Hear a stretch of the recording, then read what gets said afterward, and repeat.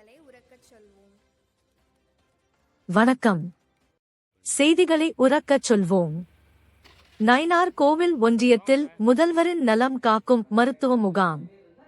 இராமநாதபுரம் மாவட்டம் பரமக்குடி தாலுகா நயினார் கோவில் ஒன்றியம் கோட்டக வயல் கிராமத்தில் முதல்வரின் நலன் காக்கும் மருத்துவ முகாம் மாவட்ட மருத்துவ அலுவலர் கோச்செல்வன் தலைமையில் நயினார் கோவில் பிள்ளாத் மெடிக்கல் ஆபிசர் நிவேதா மனோகரன் முன்னிலையில் பொறுப்பு டாக்டர் விக்னேஸ்வரன் ஆகியோர் இணைந்து மருத்துவ முகாம் நடைபெற்றது.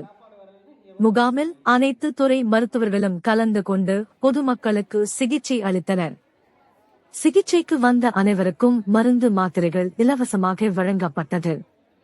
கோட்டகவயல் மற்றும் அதனை சுற்றியுள்ள பல கிராமங்களில் இருந்து ஏராளமானவர் இந்த மருத்துவ முகாமில் கலந்து கொண்டு பயன்பெற்றனர்.